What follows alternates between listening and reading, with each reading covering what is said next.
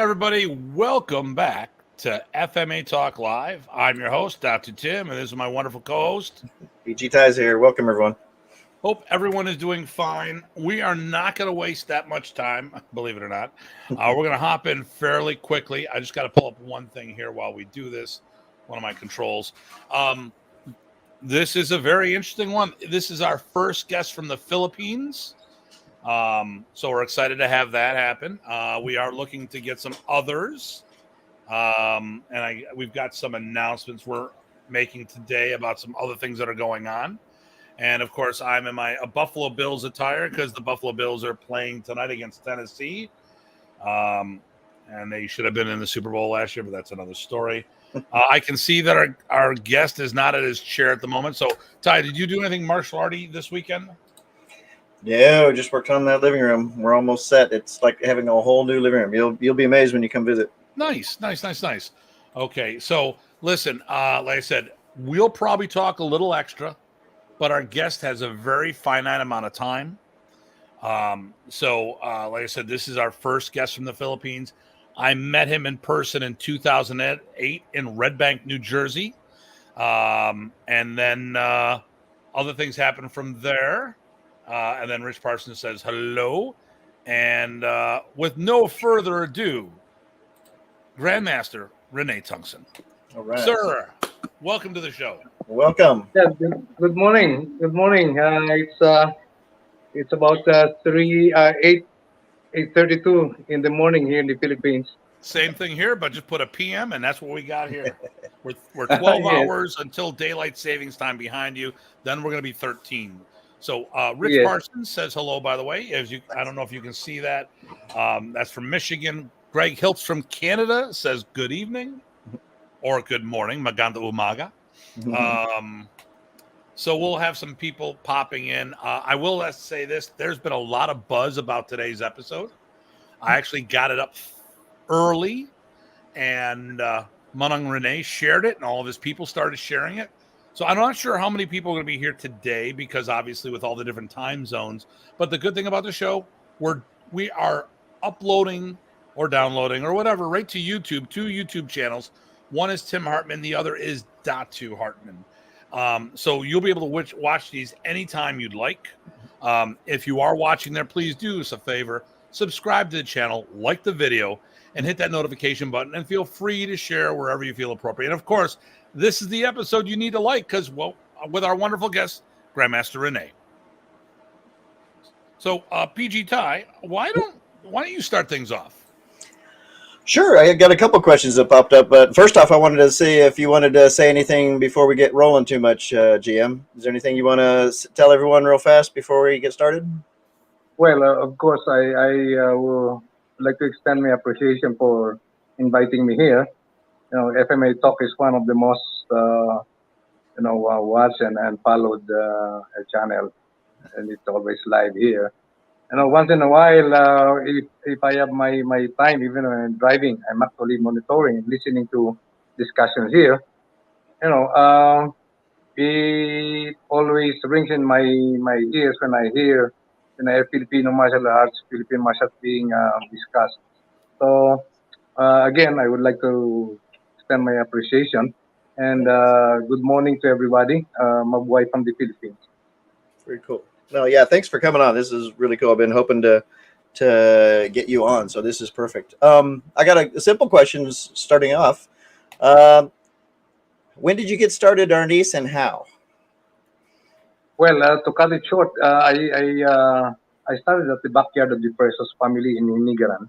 Mhm. I grew up in Hinigaran, Negros Occidental, the hometown of the famous Presos brothers. That's way back in summer of 1967. During those times, when we say summer, it's between April, May, and June. Right. Now, so I started.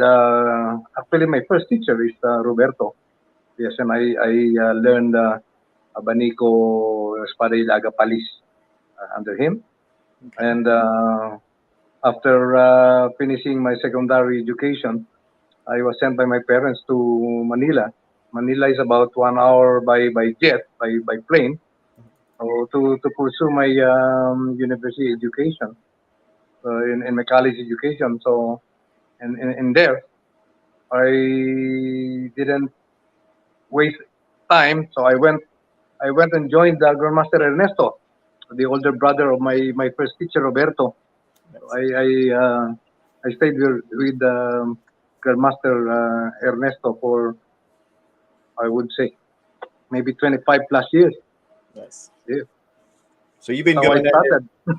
Yeah, I was gonna say. So you've been doing it. You never took a break. You've been doing it since '67. I think so. It's in our skin. It's in our Right. skin. Right. Yes. No, that's excellent. And yeah, we've I forget when we met, but I know I've been in the Philippines twice. I know we've met a couple times. It was a pleasure for sure. And to me, it's always interesting the connections that we have across the different exposures, right? The similarities and differences and things like that. You mentioned, Roberto and Ernesto. Were those probably your two? Well, first off, actually, I have a separate question. So, we know that Arnis got into the school systems. Did you see any of that growing up, or even in college, or participate, or maybe have a club in college? Well, for the last 20, 25 or 30 years or so, there was a significant increase in the exposure and acceptance of the Philippine martial art arnis, not only in the Philippines but of course worldwide. But during the time when I was in the university, there was not so much exposure yet, except in the universities, because during those times we probably because of the influence of Professor Remy Presas in when he was teaching at the National College of Physical Education in the very early part of the 1970s. It was actually an experimental class. So most of the graduates there are actually school physical education teachers. So they started to, they adapted the lesson, and then they started to teach it inside the physical education departments and so on. So it started to actually spread around, and until the time when Professor Remy got connected with the right people like Teodoro Valencia. He's in the book of in the pink book. Okay. Was mentioned there. He's very influential during those times. He's actually one of the media or publication consultant probably of the late President Ferdinand Marcos Sr. So Professor Remy got connected there, and he keeps on writing about Arnis, and later on he talked about modern Arnis, and then he was talking about Remy Presas, and then the friendship of Professor Remy, also with some other notable names like Dr. Lingson, during the time at the Luneta Park. So, in short, it started to spread around, No, that's nice. and slowly it was accepted in the universities. It was not mandatory at the time, but I would say because it was offered already at the National College of Physical Education, so they started to absorb it and adapted it. Perfect. And since So- then, it started to grow. Yes. Cool. All right. So real quick, I have the control panel, so I'm going to hop in here real quick. Rene Kokolo from Canada says from one GM to another. Hello. He's not the GM, but Right. GM/Guro Terrell Richardson from Maryland is checking in, saying hello, guys, and Pugai GM Tongson. And then Carl Outram, my brother from another mother from Barbados, who's now in Toronto, and we do the Caribbean Martial Arts Festival together in Barbados, says hello. And Lance Velez Nice. says hi, GM Rene. So I'll be chiming in every now and then. When you're on a computer, you can see the side dash. On a phone, I don't know if you can see any of that. Right. There's comments on the side. But I'll be chiming in every now and then. So, but Ty, you're doing a wonderful job. I'm going to let you take point on this. Although Sure. I will I'm gonna throw one in here because I need to hear my own voice. Did you ever train with Remy? It was very casual and a very short time. Okay. Yes, because Manong Remy, he stays more often in the city, in Bacolod. Because during that time, I was teaching at the University of Negros Occidental. It's a Catholic, it's a Catholic-run university. And then at the West Negros College, and then he was doing some special lessons outside when he is also free, doing some his barber work. He's moonlighting as a barber. Yep. Yes. He and GM Ron Browning used to cut each other's hair. Yeah. Nice. You're right. So once in a while, he goes back to Inigaran, to visit, of course, his parents, and actually it doesn't stay long. Yes, he just touch and go.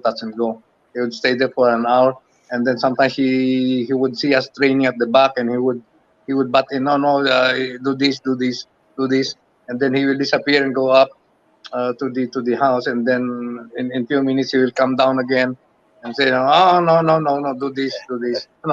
He's more critiquing than teaching us. Nice. No, that would be good. Yeah. So when you got started with GM Roberto, where you grew up in Hinagaran with them, I guess you were already friends with Roberto, or did you come to find it because you were interested? We are a far relative of the Presas. Okay. Yes. So family friends, basically. Yes. Okay. Actually, it's on my grandmother's side. Oh, nice. The Presas are very close relatives of the Vasquez. If you remember, Grandmaster Cristino, rest in peace. And my grandmother is a Vasquez. We call it Vasquez. Yes, that's the family name of my grandmother. So we are a distant relative of the Presas family. But in Philippine culture, it doesn't matter. Right. Sometimes you don't you are not relatives by blood, but the affinity and the closeness. Yeah, absolutely. That's the Philippine culture. And during the time, it was only Roberto who is probably one of the most qualified. We call it bastonero, in our dialect in Negros.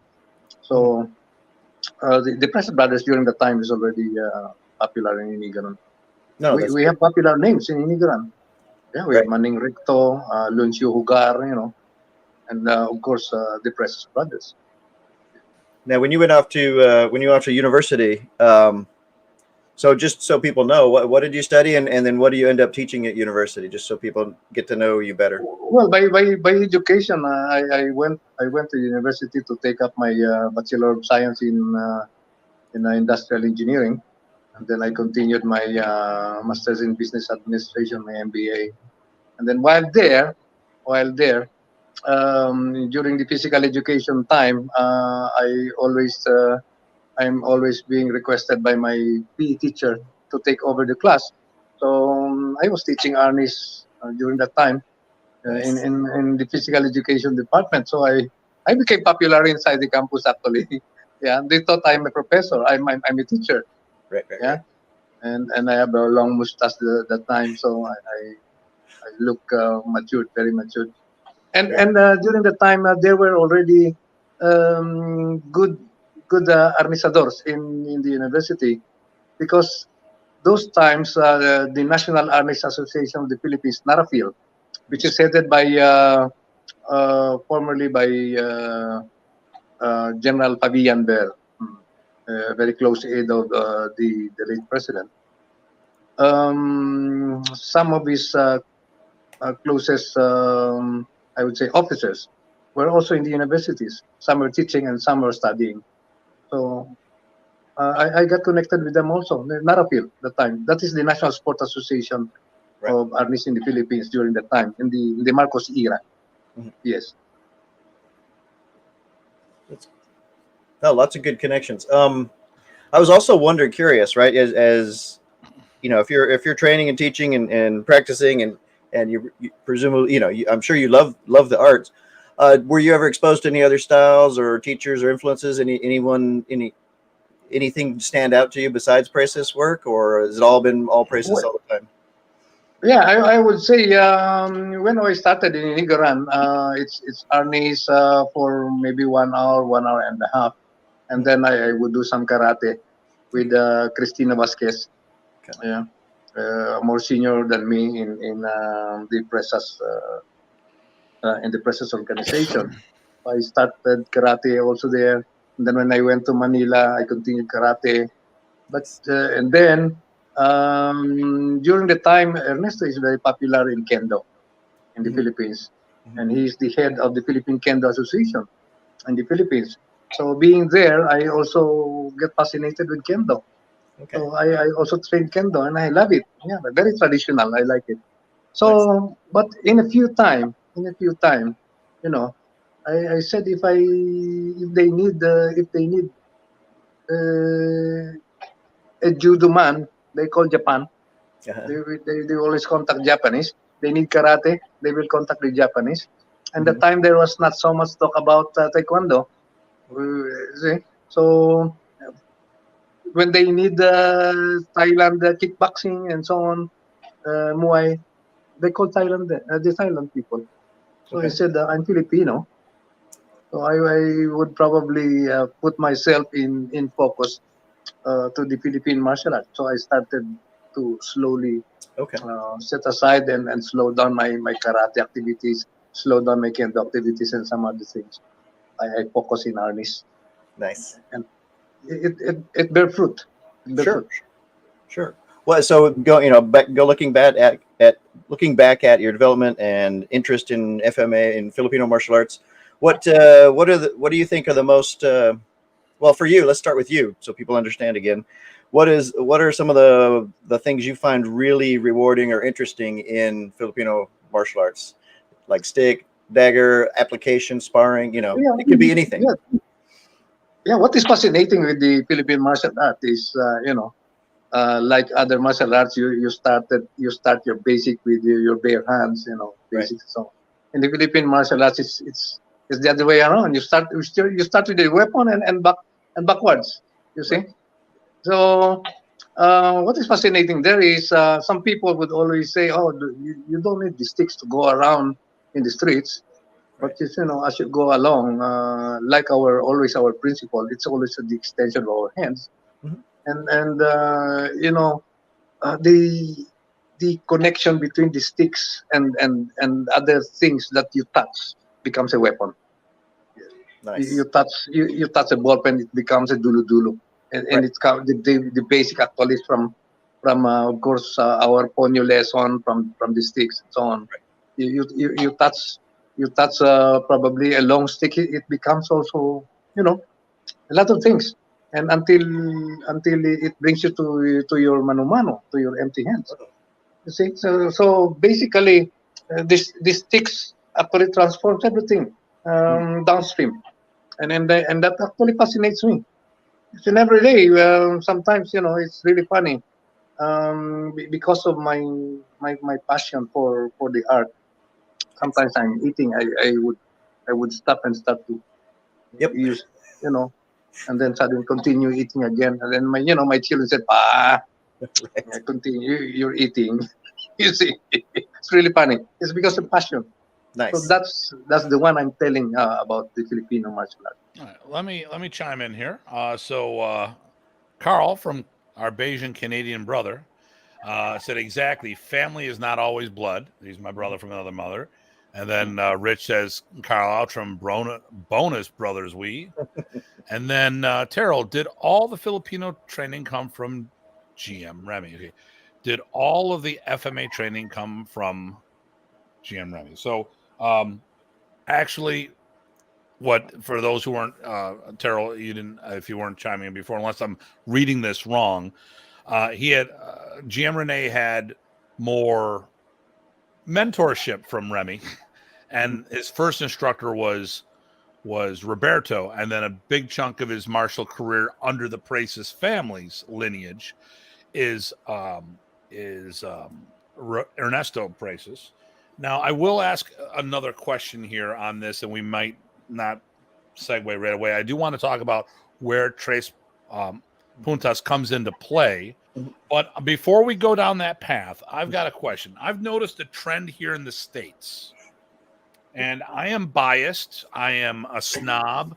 I always love my teacher, but I also look at my teachers and see that they're humans and there are downfalls. And Danny Terrell says hello as well. Okay.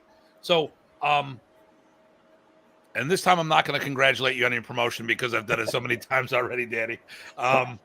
So the question here, what I see here in the States, and I see the Praces family lineage of martial arts. If you committed to the craft, it is a very robust system, both with Ernesto and Remy and Daryl. Danny thought that was funny. We love you, Danny. Coach. But I see a lot in in other Filipino systems in the States that they're more focused on certain elements. Like, as an example, I love my Balintawak. I've been doing it for over 20 years, but there really isn't much open hand combatives to talk about. Now, there's some people who've put in an open hand element, but the art is akin to kendo and fencing and iaido, where it was stick only. I trained underneath Ted Buat, who used to teach for Anshan Bacon, a classmate of Remy. So, I mean, you can't get much closer to the source. But I see a lot of other systems out there. And Balintawak is one example. I see the same in Sarada and other systems where when it comes to the open hand combatives, it doesn't seem to have that material, and they rely on people going to other systems. So, like in the States, a lot of people will do boxing, kickboxing, and Brazilian jiu-jitsu to fill in the deficiencies of open hand combatives. Like, I mean, some systems are just weaponized systems. Like if you look at Japanese kabuto, it's all about the weapon. Do you see that in the Philippines as well? Or, I mean, Actually, sometimes, once in a while, I'm also being biased because of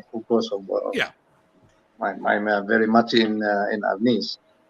But you see, as I train most of the time, I train with the sticks, and then I go to empty hands, and then to knife, to short blades, to long blades, and so on.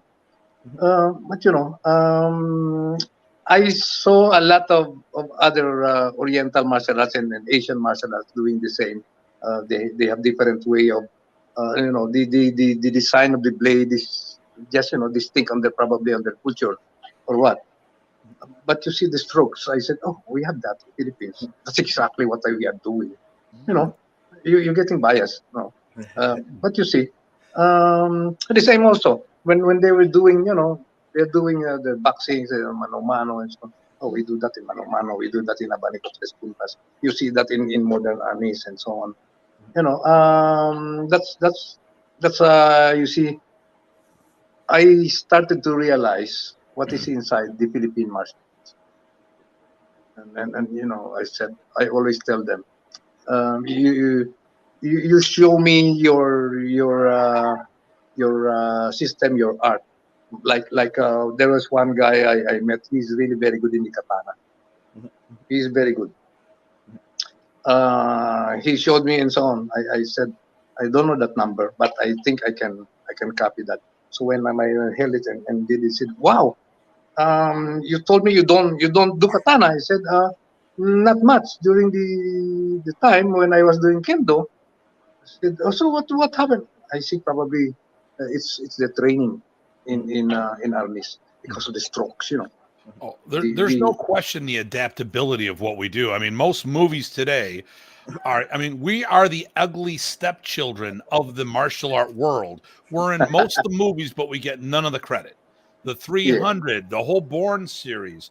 You look at all these movies, you put any weapon in our hand and we could use it because it's all based on angles. And I don't know of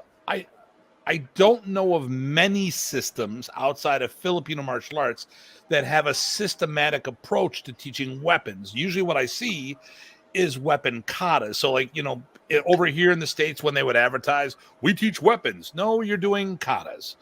And I'm not saying that in a negative way. I'm just saying, someone gave me a grumpy face up here. So someone didn't like what I said.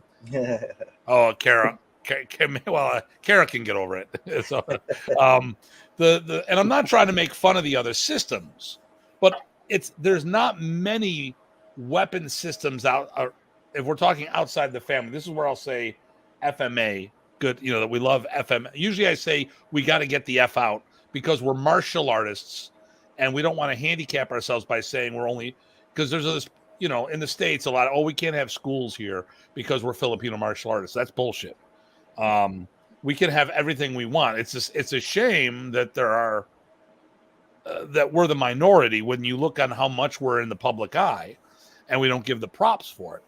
But so personally, I mean, like people have asked me to do fight choreography and stuff, and I've done the katana and I've done the European sword and everything, and everyone's like, "How do you do all this stuff?" I do Filipino martial arts. So when people ask you, "What weapons do you do?" my answer is always, "Yes, we do weapons." Because it may not be the way it's designed to use, but you put something in my hand, I'll hurt somebody with it. Sometimes it's myself that I hurt.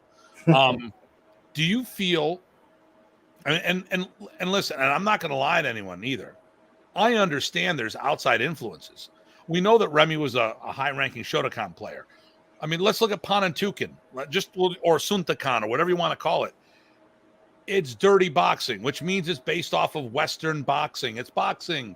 But the Filipinos, you Filipinos, and now it sounds weird how I'm saying this, are so innovative and outside the box. I was at Ernesto's camp, and the Poles show up, and there is a stone foundation because there's not enough huts. By the end of the day, they built a hut with electricity to house the whole Polish team. And when I've seen so many things that are copied by the Filipinos with a Filipino twist. That's just amazing. I'm like, I would have never thought of it because you have this outside the box thinking of things. And it's never of we can't do this. It's like, how do we do this? Well, no, that breaks rules. Screw the rules. I'm just gonna make this shit work. And that's what I love about the Filipino martial arts, the adaptability and stuff like that. What I don't see, like what I see in the States, unfortunately, is a lot of Filipino martial artists here rely on other systems to fill in gaps because the systems don't seem to have all of the stuff. And I'm just, do you see that in the Philippines? I mean, obviously the three of us all trained with the Praces brothers, and those Praces brothers, they brought whatever was missing, they brought it in. Either they built it on their own concepts, or they borrowed from someone else and then put their own twist on it. But I don't see that in a lot of Filipino systems here in the States. Does that happen a lot in the Philippines, or is that kind of a trademark of the Praces family? And it's the distinct character of the Presas, they are very creative, especially Ernesto. He's very, very creative. We were doing during the Arjuken time. There is no ITMAC. There is no ITMAC that time. There was only Arjuken and the modern armies. NACO, the NACO of Professor Remy during the time, and Ernesto was already toying around with a lot of weapons, interpretation of the Ekes, Ocho, Banda, using how do you call it? We call it the carrot, the carrot. This is being used for harvesting rice and so on. And then suddenly I saw him doing the palakol, the axe. And I said, what is that? Can you teach me? The answer, Ernesto. If you're doing harness, you can do that. Yep. It's the same. So, as a young practitioner, I was just starting to explore during that time. And then I saw him also doing the long stuff, the boo stuff. And I said, I don't know it. He said it's just a sinawali up and down. Right. You see? So the adoption is there.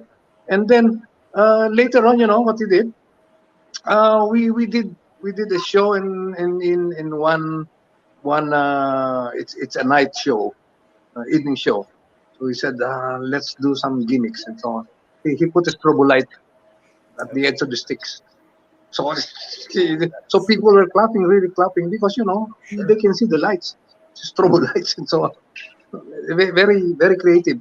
Yeah. And another thing, uh, they can formulate uh, a drill or an exercise right on the floor.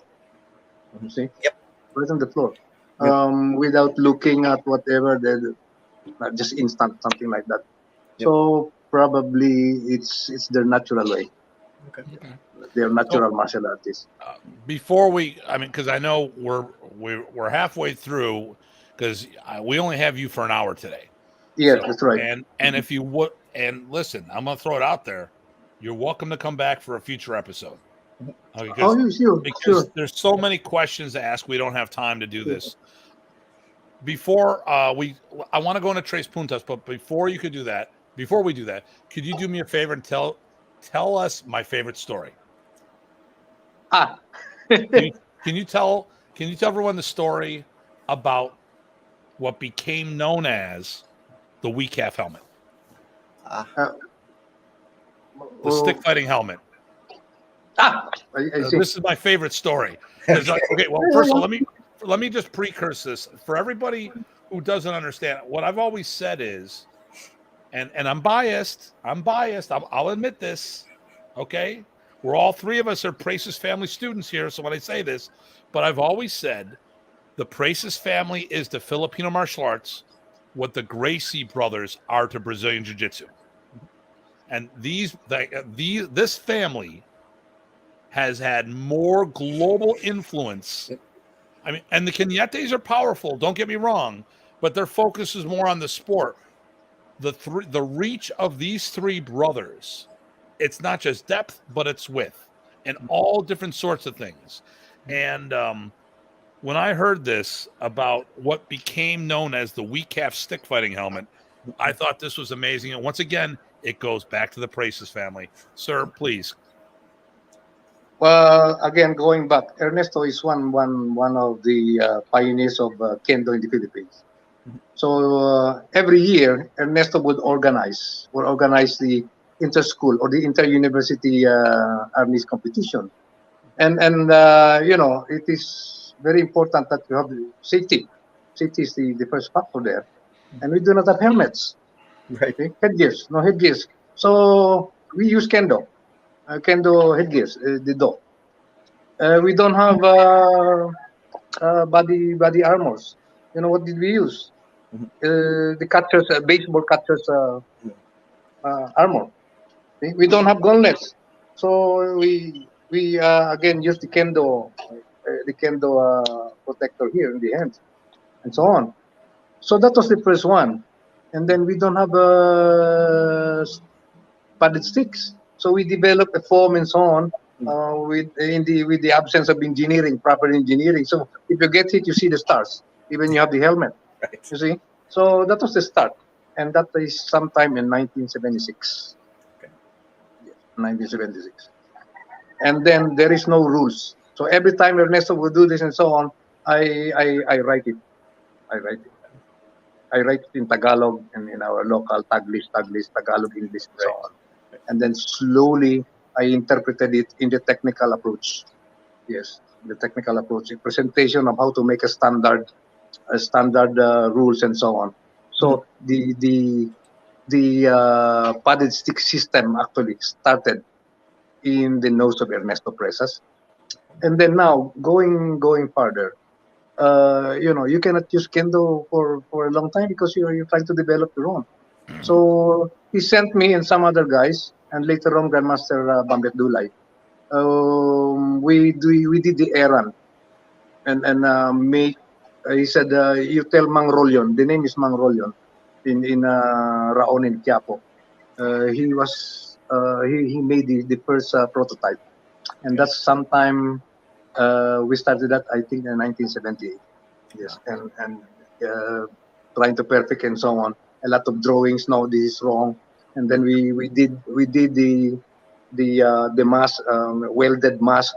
So we were using a very big, round balls and so on. So by the time you put in, your head goes like this. It's too heavy, you know. So and the welds, the connectors, sometimes it hits your nose. So there is no engineering. There is no engineering. So again, change it and change it.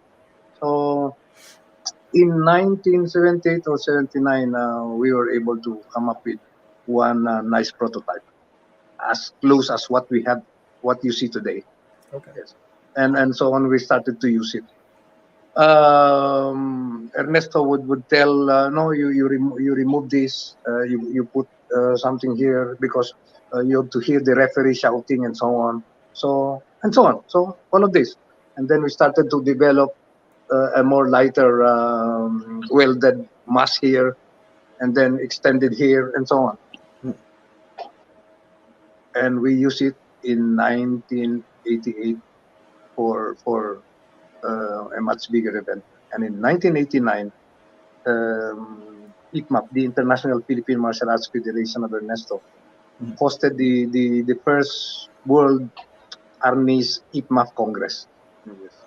So we brought in a lot of foreign participants, and that is where we started to use it. It's in 1989, early part of 1989. Yes, and in the later part of 1989, that was the first wake up. The first wake up. Okay. So they came in together, but a few months ahead, it was the Ernesto World Arnis Congress, Nice. right? and tournament. So I was there, and we also tested there the how we were going to apply the standard rules for padded sticks. Yes, that was the time when we really tested it there. And the foreign guests, he said, "Oh yeah, it is very good." And then we trained them also to officiate, and they love it. And Australia during that time was very, very active. And we're going to talk more about hopefully we'll have enough time. If not, we'll have to bring you back. I want to talk about a couple of tournaments as well. Danny Terrell, Coach Danny. In my experience, those who truly understand the principles and body mechanics can do cross the lines of different arts. And yes, it is. And then now here we go. This is the question I wanted to get into. And this is the nice reminder from Terrell.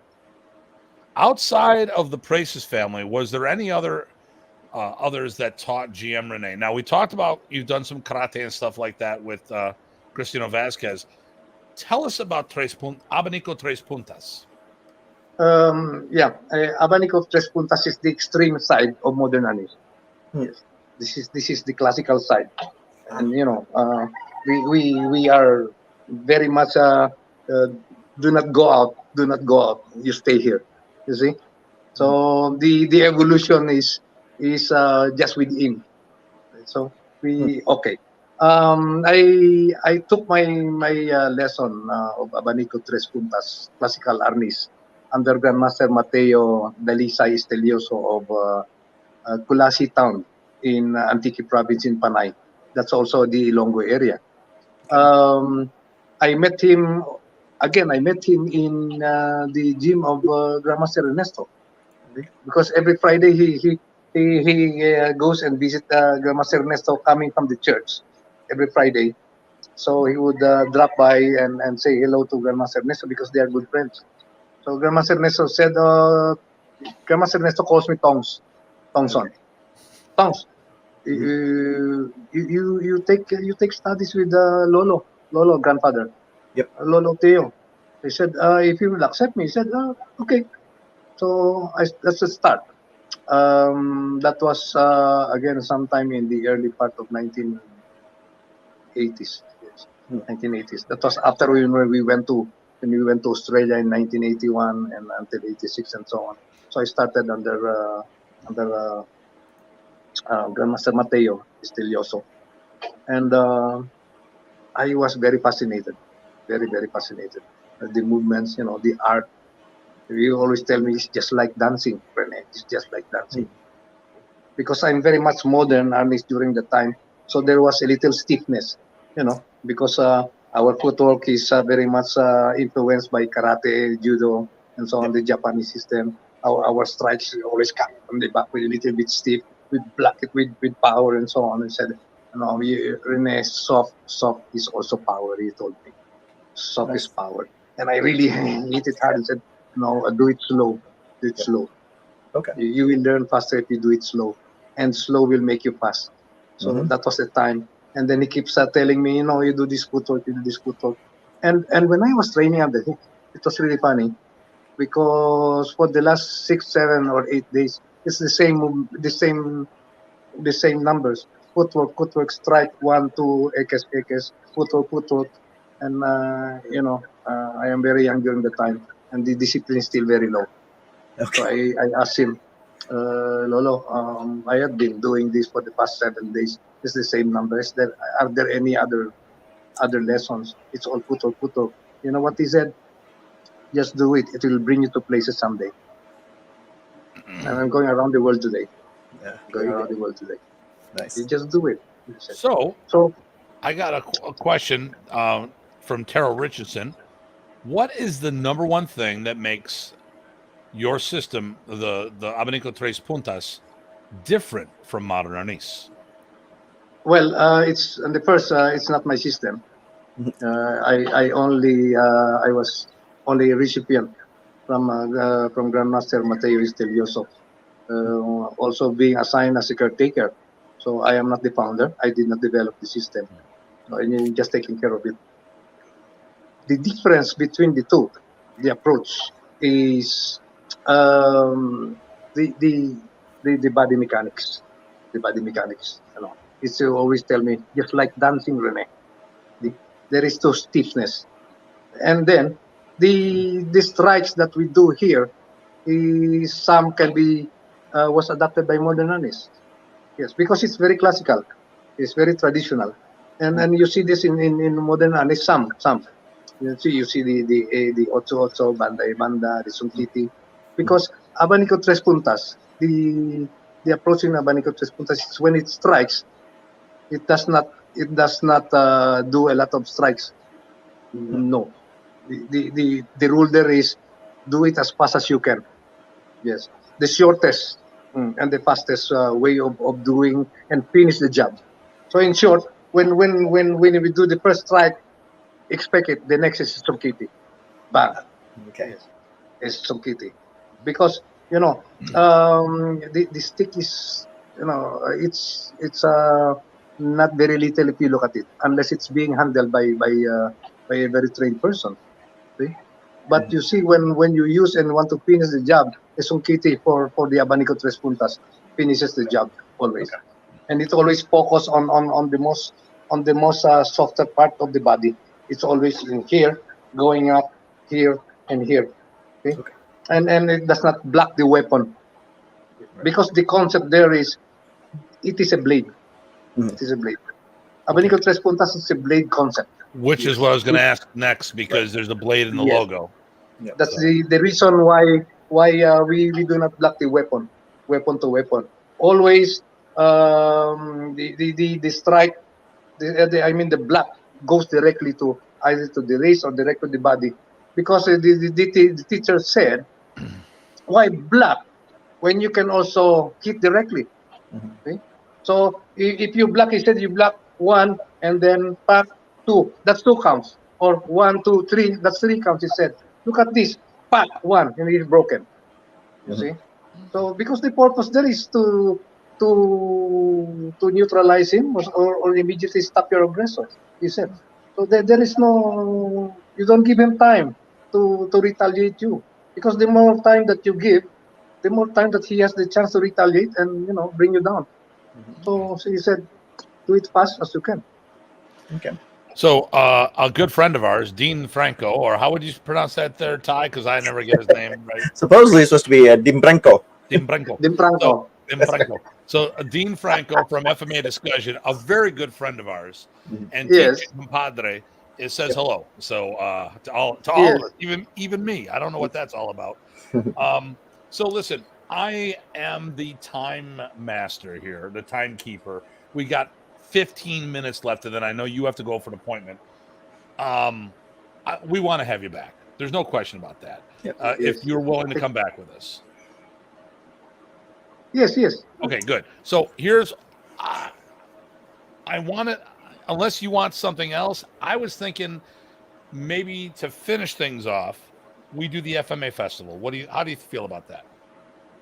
Yeah. Okay. FMA festival. Yes. Okay. So first of all, for everyone, I want you to understand. I'm going to tell you about the FMA festival. Okay, great point, GM. One count. Good. Yep. So when I go somewhere, I want to roam around and check everything out. But I'm not like everybody else. Some people like going to one place. I've got a lot of contacts. It took me years. It was actually my second trip to the Philippines when I met GM Rene in Renberg, New Jersey, at the Acosta Brothers seminar. I'd been to the Philippines the year before, but we didn't connect then. And we've talked off and on since. And but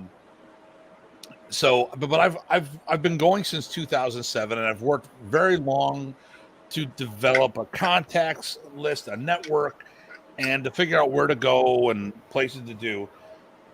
But the first time I went, I knew nothing. And if you don't have the context, if there's one event I would go to, which if we're in the Philippines, we do make a point of visiting, it's the FMA Festival. The cool thing about the FMA Festival, if you ever want to go to the Philippines and you have no one to go with, or you go when they're doing the festival. They will do all the heavy lifting. They'll bring the master to you. When we went, we didn't make it in time, but we went on our own. There was on the second trip, you went swimming with the whale shark or the whale sharks. Yep. Yes. My problem is they tried to mate with me, but that was another story. They thought I was one of their own. And then simple and direct is what Danny Terrell says. Listen, like I said, if you don't know what you're doing in the Philippines, this is the event to go through because they will do all, or actually probably 90% of the heavy lifting. You only have to get tickets to the Philippines, get off your butt, pay for it, and go there, and they'll take care of everything else for you. So that being said, sir, can you tell us about the upcoming, what I've got it is February 26th through March 1st of 2024, and this is the 10th event, if that's correct. 10th FMA Festival. That's supposed to be the 12th already, but we were interrupted by the lockdown. COVID get in our way. That's right. So we are coming back on the February and the early part of March, again in the Philippines. We are hosting the 10th FMA Festival. It's basically a training camp and a holiday. Okay? It's a training camp because you see one among the best instructors in Filipino martial arts. Yeah, we have Manong Bobby Tabuada there, Nick Elisar there, and we have Dieter Nittel of the DAB Modern Arnis Germany. We have Mel Tortal of BTK World Federation, Bambet Dulay of Modern Arnis Tapi Tapi, of course me, and then lots of them. And then we also invite some unheard but good instructors.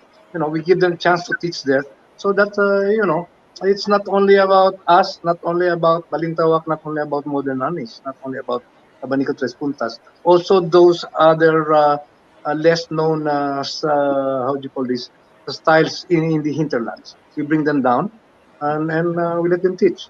And it's a six-day training right at the beachfront.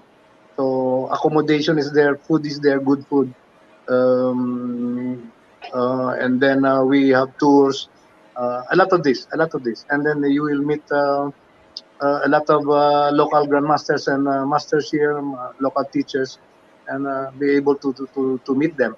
So Manong Tim is right. If you don't have a director of where to go in the Philippines, just attend the FMA festival, and you will meet a lot of them. And then in 1 day, in 2 days, you have a very good connection inside the Philippines, not only in the local scene, because most of the instructors here are international instructors. So the connection is instant. Do you have is it near, it's not in Dumaguete this time, it's somewhere else? It will be in Initially, now we are talking now to Batangas. It will be in Batangas. Okay. Yes, Nice. it's a very big hotel. It can accommodate, even 800 guests there. Yeah, it's a big hotel. Everything is there. So that's Everything is down there. by Tagaytay and Taal.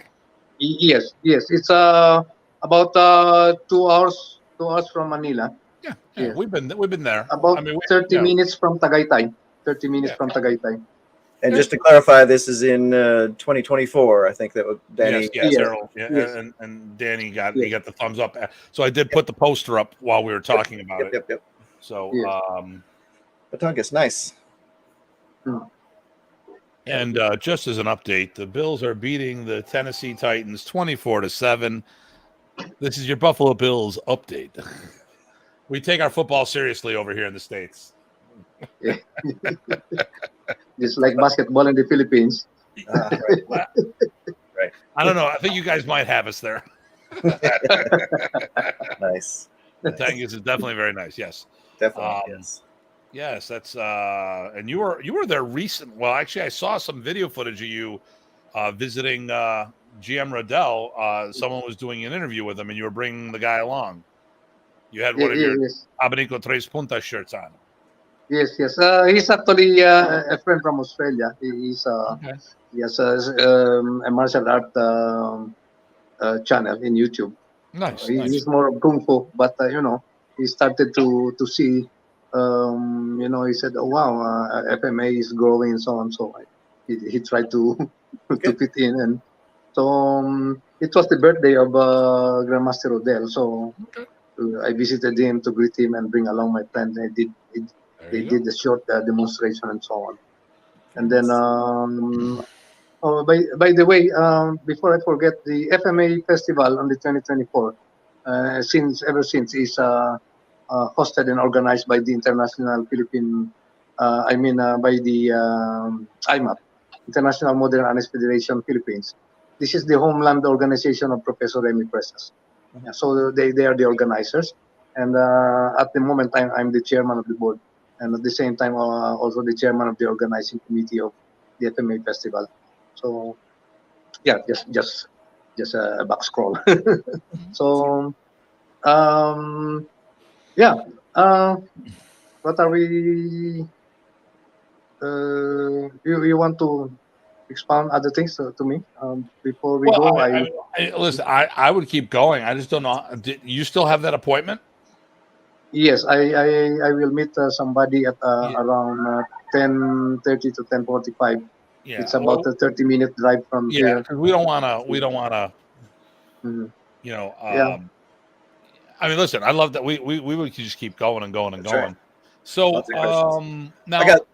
Oh, I go was ahead. going to say there's one little one. Maybe while Tim fits his last question, one of the things I like to know is because I like people to know all the people that have been doing these arts for a long time, that they love them, that it's a passionate for them. So one of the things I like to sometimes ask is, do you have a favorite story from your training or from your teaching that you'd like to share that most people don't know? Well, actually, every day is a story for us, Sure. because of the passion. It's because of the passion. When I even when I am not in the mood of doing physical movements or whatever, but when I start to touch the stick, there's electricity. Yep. Yes, there's energy that if you see me walking in the street, I'm limping a little bit. Yes, I'm limping. There I have some sort of a knee problem. But when I start to touch the stick, and then they said, "Oh, where's the limp?" You see. So these are the things that gives me the energy. And I have to apologize also because when I start talking about FMA, it's very hard to put brakes because of so much, so much, so much information in my mind.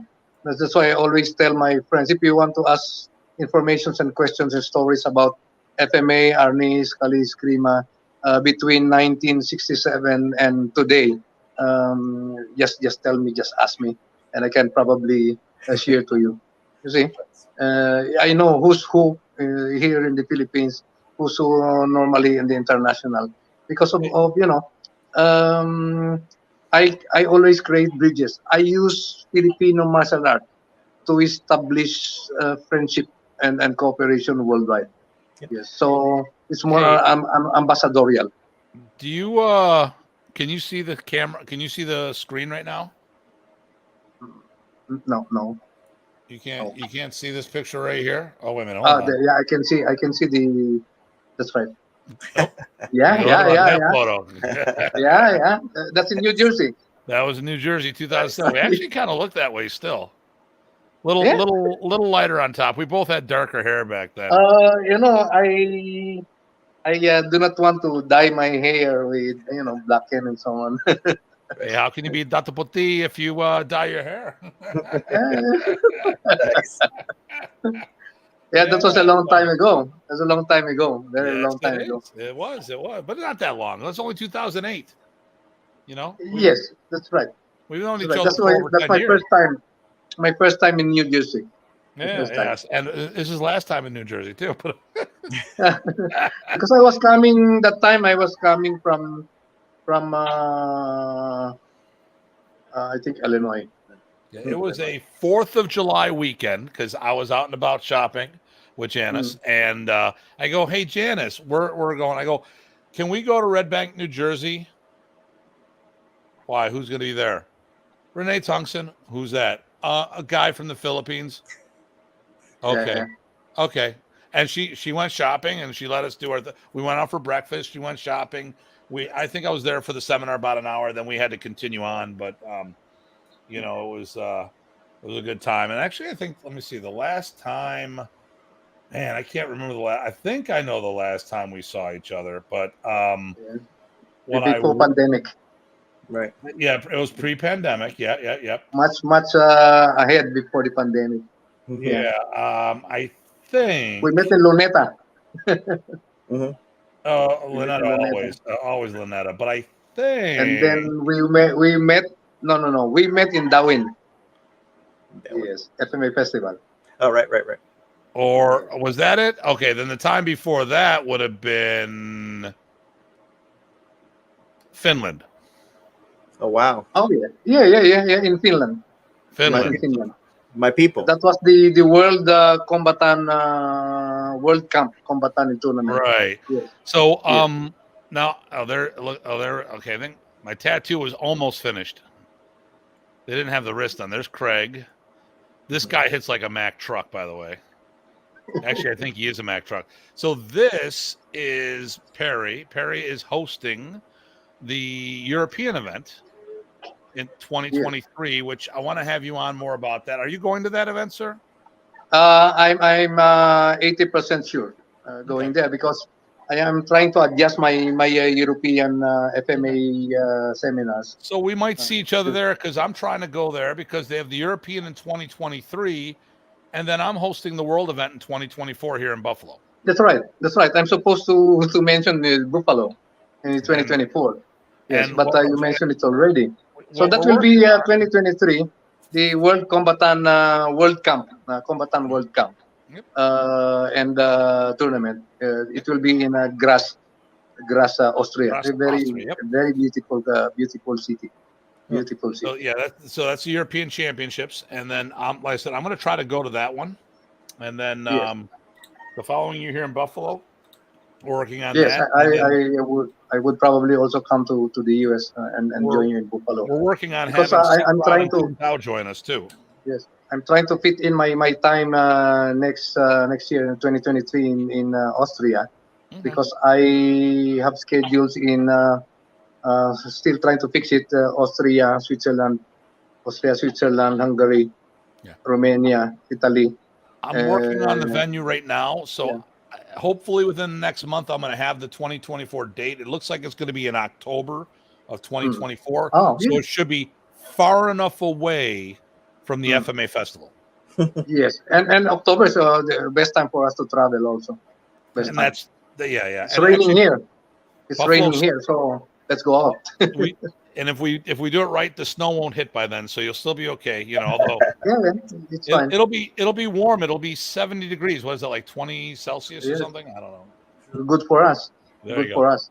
Yeah. So, So, listen. Once again, before I go, okay. I would like to also recognize the efforts of the Philippine Eskrima Kalianes Federation, or PECAP. That is the National Sport Association for Arnis in the Philippines. Yeah.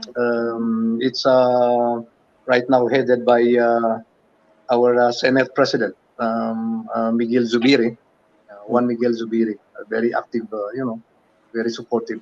So I want to recognize him here also for doing a very good job for promoting Arnis Kali Eskrima, not only in the Philippines and all over the world. So thank you to Senator Zubiri for the privilege of pushing Arnis. And he is in 1989 also full contact champion in Arnis. Oh, nice. Yes, 1989. So Very powerful. We'll get these comments real quick. So nice. Hope to make it there. That was Carl about the FMA festival. And then Rich, Terrell Richardson. We have too many Terrells and Terrells and Terrells. Terrell Richardson says, bring GM Rene back. Timmy Loyola says, I can't pronounce it. Timmy. Yeah, Timmy Nisco. He says, over a good cup of coffee. He is the grandson of Grandmaster Mateo Estelioso, my teacher. Oh, nice. Wow. Yes. Does he train? Yeah, he trains us slowly, starting to go back. Nice. Yeah, starting to go back. He's also from Kulasi town in Antique. Yeah, he's in the U.S. He's in the U.S. now. Cool. Then Danny says, love the passion. Then Carl, Datu Tim is the same way. He limps until he starts, then no limp. I fool people to think that I can't move, and then we get close enough, then I tell them otherwise. There you go. I'd say great pick from Dean Franco. This is one of our this guy is a troll. Someone ordered a pizza, and then Timmy. Hi everybody. Okay. I had pizza last night. So listen, we're at our hour marker for you. I know you've got another appointment. We talked about this. We did a pre-show off the air. Steve Bentko says it's inspirational, which is great. Thank you. Nice. Listen, and everybody, please feel free to share this. Tell people about this. This show was focused mostly you're not a troll. Yes, you are. We love you though. We love you. We primarily focus on the modern art, the Praces family systems, but we're not exclusive. And today, like I said, we had our first guest from the Philippines. We've asked a couple. It is a challenge because currently it's a 12-hour time difference. Mm-hmm. And I don't know if it's the end of this month or next month, it'll become a 13-hour time difference because we hit this daylight savings time crap, which throws us off. Same here. Yeah, same here. Oh, you have the same there? Yeah. Same here. They also adjust the daylight saving time. Okay. Oh, okay. All right. So we'll deal with this stuff, but like I said, it was a pleasure to have you on. We definitely want to talk about having you on again, because there's so much more we could talk about, and we're just scratching the surface. Yes. Because I'd love to get more into the Abanico Tres Puntas. I'd like to get more into your experiences with the Praces brothers. Today, you know what today was? Today was a nice little sample of things that we can talk about in the future. There you go. Yes. And this is the first part of the book. There we go. It's the encyclopedia by the time we're done with it. Yeah. All right. Because you see, before I go, this I am talking of between 1967 and until today. So the summer life, 55 years. Yeah. This sticks in my hands. Yeah. So I have a lot of things to share with our friends. Absolutely. We would love to hear them. I am not just, I consider myself not just an Arnis instructor or teacher. I am an advocate. Yes. I push and organize people. Yes. And listen, I put it in the description, but didn't necessarily talk about it today's show. In my opinion, you're probably one of, if not the most influential person in the Philippines for what we do. That's currently with us. Roland Dantes did so much for the whole FMA industry. Yes. And it's good to see people pick up the banner after his life. When we lost him, we lost a huge advocate who, and for those who don't know Roland Dantes, he was the Filipino and Arnold Schwarzenegger. He was a bodybuilder and actor, was involved with the government. And this guy did so much. And the nice thing is when he passed on, people were able to pick up the banner and keep it going. And Grandmaster Rene is one of those people. And Danny Terrell, 55 years. Awesome. There you go. So, Yeah, sir, 55 years. thank you for coming on the show. I will message you later, and we'll figure out another time for you to come on board. I got a couple trips coming up. I got a couple other people we're going to be doing some things. And do you have anything, Ty? No, I do have some more questions for you when you come back, so that'll be good. There we go. Yes. There we go. Yeah, just reserve it for the next meeting. Okay, very good. Very good. Yeah. Yes. All right, sir. God bless America. God bless everyone for that matter. But Mabuhay from the Philippines. Mabuhay. Absolutely. Salamat. And you, Atikaw. Salamat po. Salamat po. Wow. All right. So there we go. That was a good visit. That was a really good visit. That's awesome. And we're still on the show. That's right. No, that was a really good visit. That was excellent. And good participation. Do you know how many people were on? Average was 12. I think we're going to have so much more people watching post show. Probably, yeah. Thank you, Danny. Good interview. Yep. There we go. Yep. Great show. Thank you. Okay, well, here we go.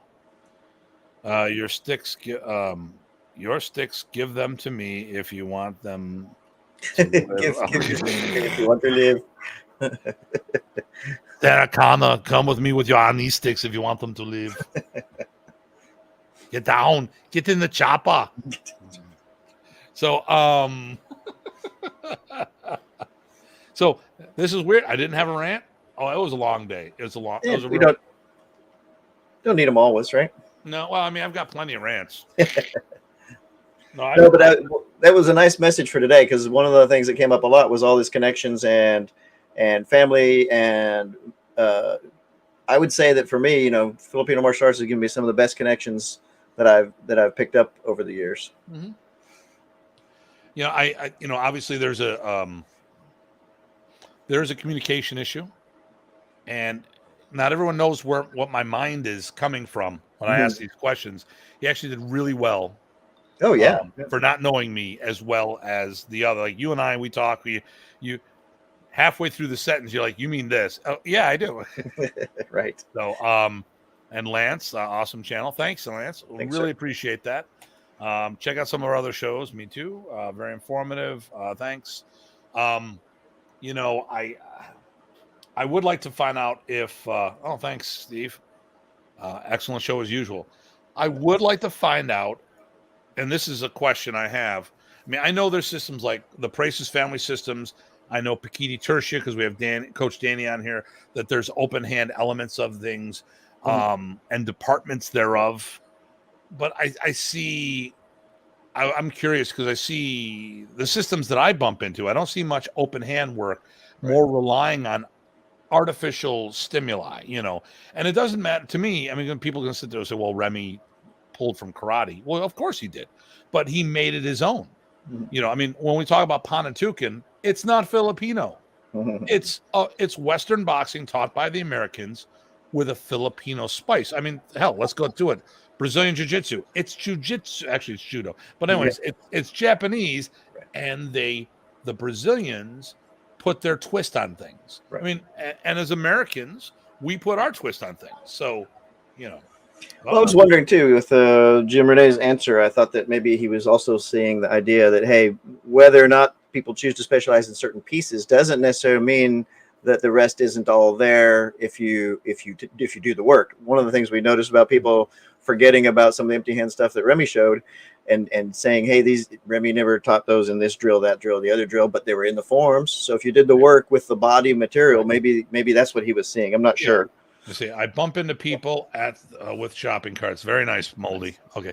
I mean, and that's one of the things, like, so here's the problem. And Bill McGrath put it really good. He talked about people taking their FMA training wheels off. I heard him during an interview with Paulo Rubio on this. And I'm like, boom, that was it. I mean, modern East people, never really, I mean, we're talking the masses, the norms. You know, the problem here is we make a comment and people look for the exception. Mm-hmm. They don't look for the norm. You Right. know, and a lot of times when people are talking in generalization, like I mean, I'm not saying things don't ever happen. I'm just saying the norm is this, that, and the other. Right. So the norm in modern Arnis in North America or outside the Philippines is that modern Arnis was not taught as a standalone system. Right. It was taught to supplement a primary system.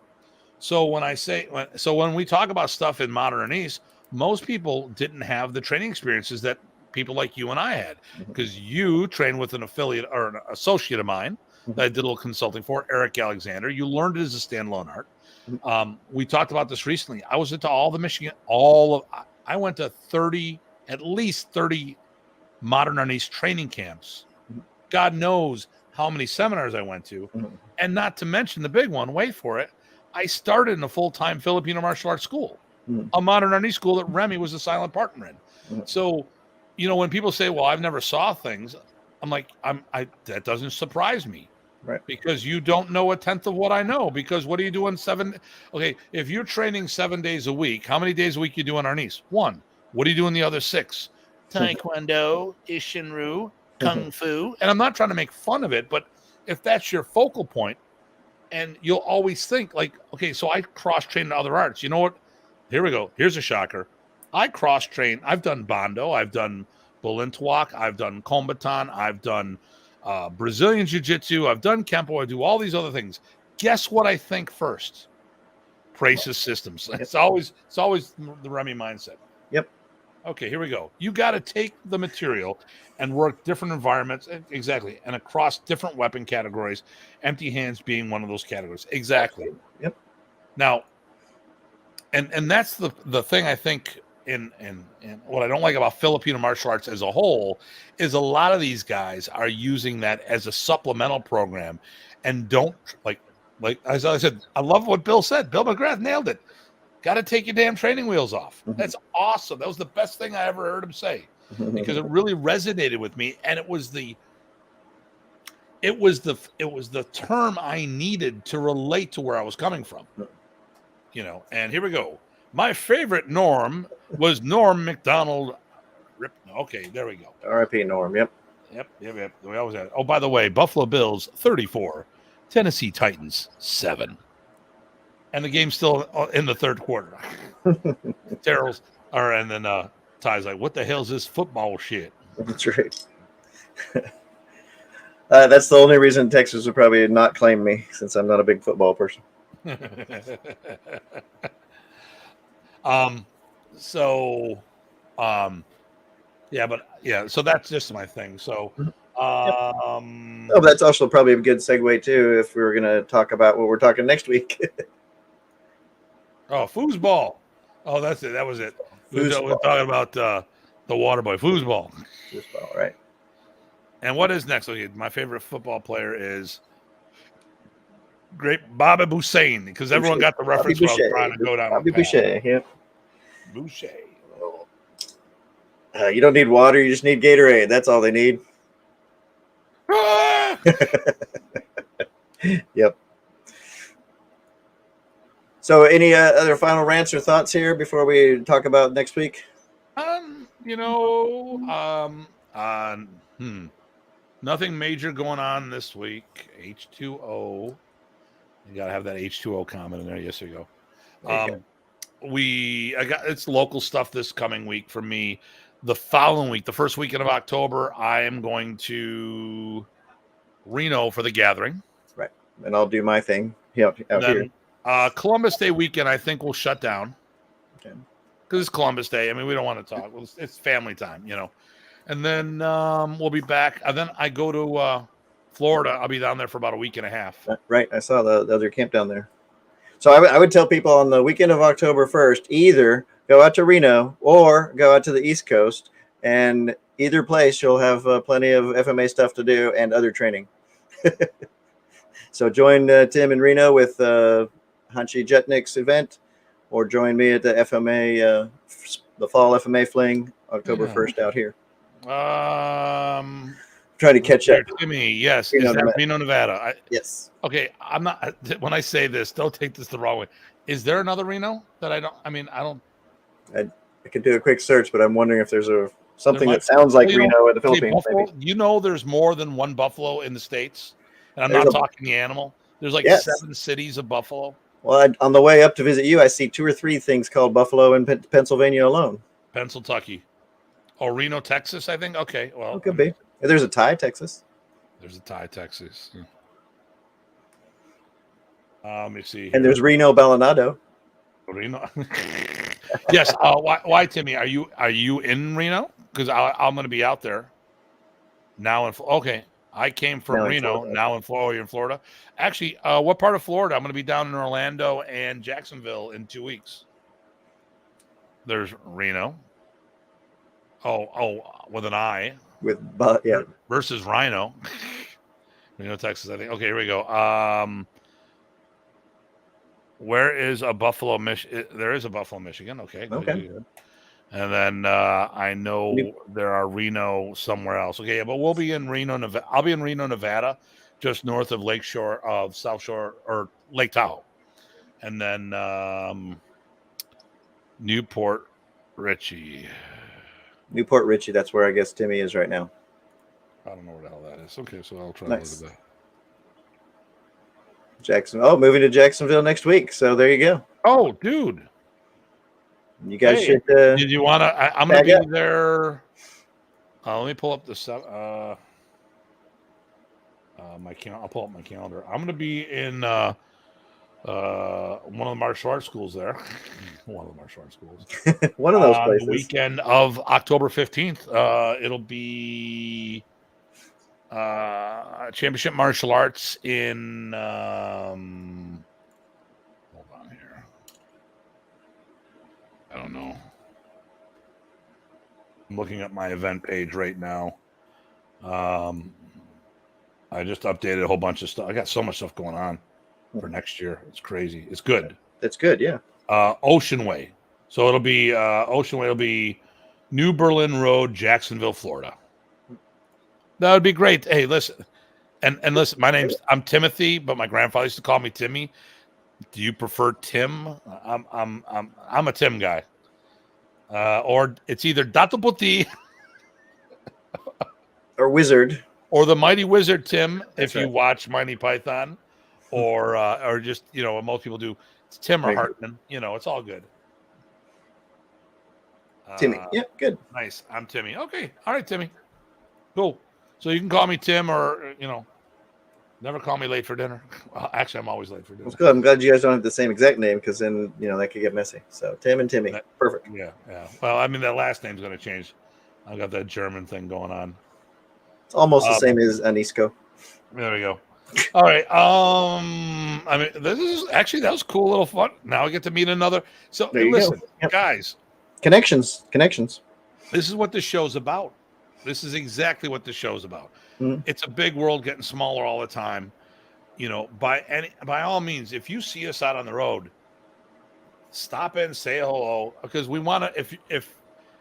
If you want to talk about the show, but you don't want to talk about it here, hey, listen, I didn't like what you said on the show about this, or hey, what did you mean by, like, one of the things I would love to. I might talk about one of my rants, and not rant, but get into it. Actually, this one thing. I go, listen, it's not a rant. I just want to explain myself. One of the other shows, I recently made comments about Remy Jr. and Modern Arnis. And one of my pet peeves is when people talk about the art and they're not doing the art and doing different things. And someone mentioned to Ty and I that, okay, so Remy Jr. trained with Rodell DeGuck and prepped him for the U.S. tour, and Rodell went on the tour with him. He does Das under the banner of Modern Arnis. He didn't train with his father. Or if he did, it was just a short time. He was a child when Remy was in the Philippines. Right. Rene, as an adult, didn't get to spend much time. Grandmaster Rene spent very little time with Remy, because Remy was busy traveling the world, teaching martial arts and doing a whole bunch of things. Mm-hmm.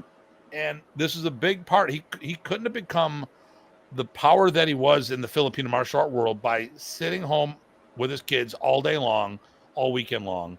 And Remy's kids were in the States for at least 20 years, and they had nothing to do with their father when it came to the martial arts. Yeah. Okay. So someone asked me recently, or the comment I said when someone said, it was during Terrell's show, and he made the comment about, that somebody was teaching modern Ernest. I go, well, who do you learn modern Ernest from? And it was like, Remy Jr. Oh, that's bullshit. And then it opened up things like saying, well, what are you trying to say? My rank isn't worth anything. I want to talk about that specifically here on the show. Mm-hmm. The short answer that's going to get people butthurt, it means nothing when it comes to modern Ernest. All that training could be very valuable, very high quality material. It could have been better for all intents and purposes. But when it comes to the relevancy of modern Ernest, it's not what Remy taught. And we can go through all these things. I mean, Riddell DeGuck, what's he said recently? He created DAS in 1986. I was at the Praces family's home in the States when they told me the brothers went to the Philippines. They went to the Philippines to tune up and get ready for a seminar tour. But the daughters had more time with Dad than Junior. Mm-hmm. And his martial expression is not what Remy taught. Mm-hmm.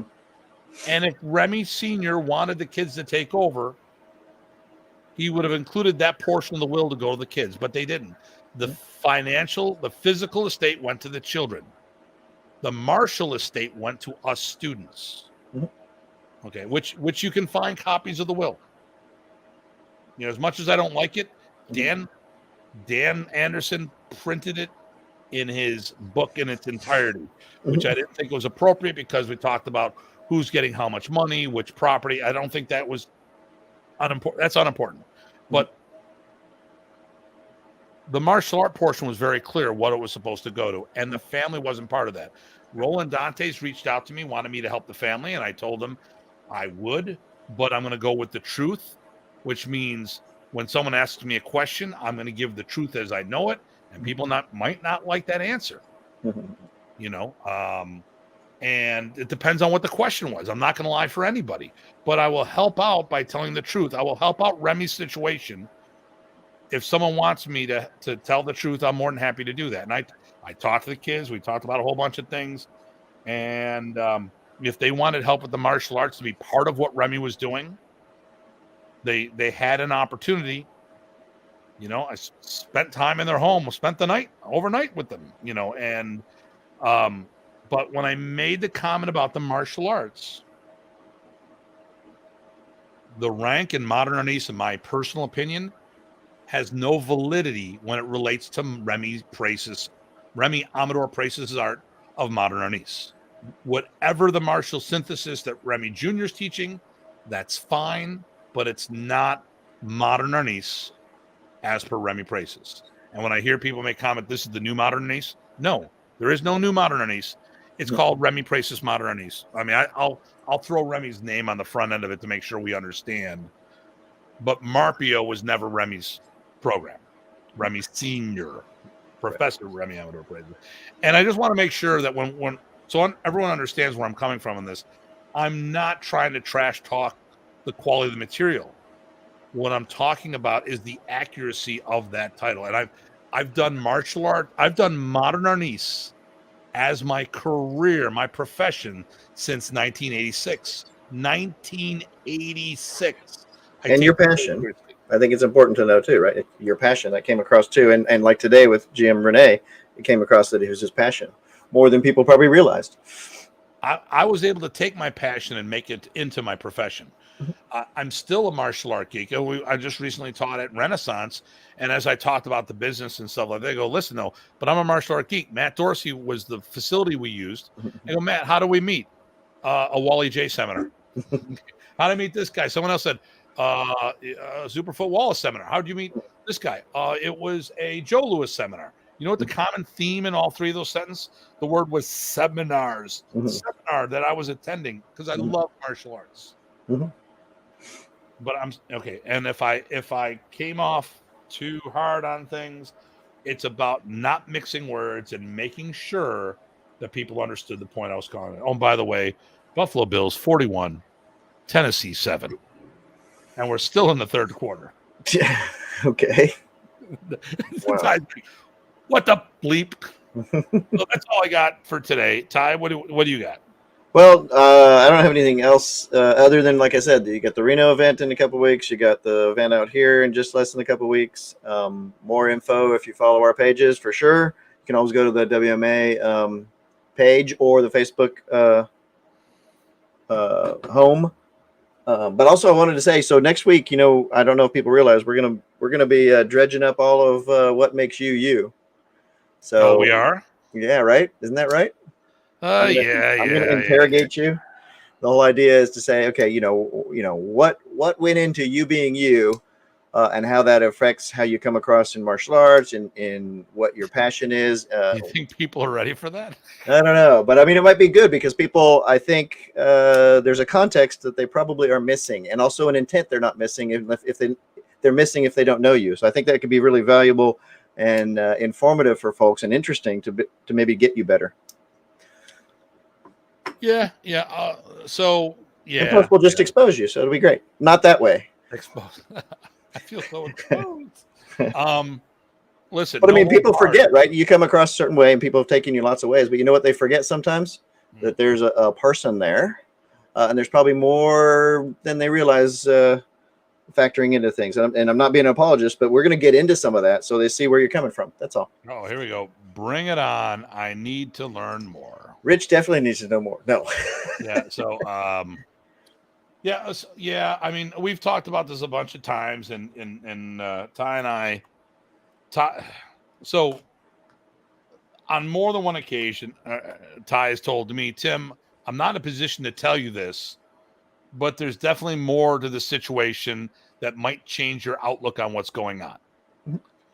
And and when it comes to stuff with me, he's felt the same. And I've told him, I go, listen, I'm an open book. There's nothing, if someone wants to know, why is Tim such a jerk? Is he a jerk, or is it, well, we're going to talk about that a little. Or just an approach, right? Because maybe there's one message that is the most important, but there's other pieces that give you the context. And I don't want to give away the show. There you go. Yeah. But I think it'd be interesting. Plus, people bring your questions. I would say there's nothing off the table. You can ask it. And, he'll have something to say, I'm pretty sure.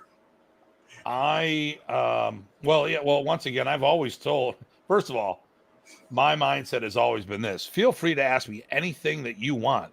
You mm-hmm. may or may not get an answer that you like. Right. You may or may not get the answer, period. I might sit there and say no comment. Right. What we got here, maybe a lack of fiber. That's why. But I think I can appreciate where you're coming from on the thing. So for me, I like to be an open book as well, because, I personally have no secrets. It's a whole lot easier that way. But if there's some other things that I know, but that are other people's secret, that's not for me to share. Hmm. But I'm an open book as well. I appreciate that. That's an honesty.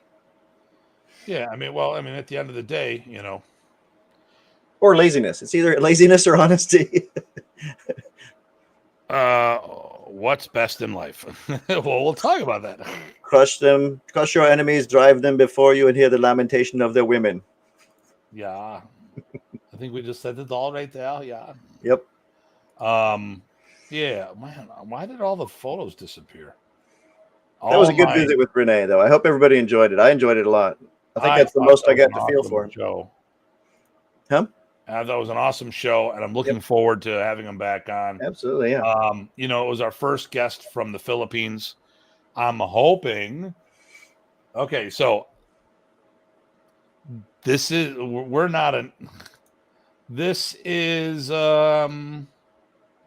we can be a rough group.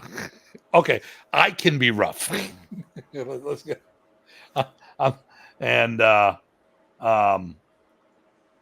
And we'll talk about it's really going to boil down. I think hopefully next week's show might let people come a little more comfortable with being on the show and stuff. Yeah. And I'm hoping that like I've asked questions and I've had talked to people off the air and they felt that I was trying to set them up. I go, yeah, I was for success. Right. But the way I ask things, sometimes I'm trying to lead you down a path for a win. Or the directness sometimes throws people off. I sometimes ask very direct questions and people think I'm attacking them. No, I'm attacking the information, not you. Yeah. Oh, I mean, especially when we're talking about, well, yeah. We'll see. Yeah, I'll come up with some questions. Hopefully people will send me some stuff. I'm going to throw it all out there. So if I really want it to be an open forum, and then where it goes from the responses is up to you.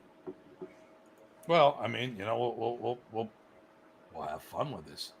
I'm looking forward to. I think it'll be good. I think it'll be really good. Yep. All right. Well, listen.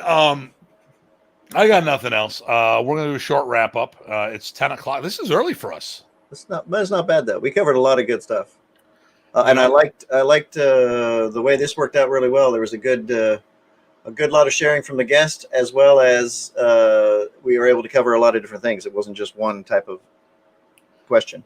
Yeah, and it sets up a future show. Yep.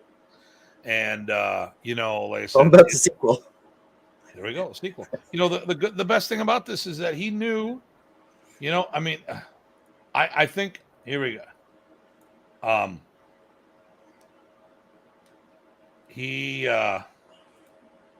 He was comfortable with who he was, and he didn't care what we were going to ask him.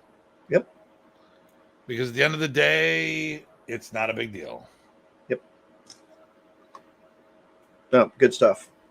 All right, so I think you've said everything. I've said everything. We know what next week is. Same bat channel, same bat time. Yep.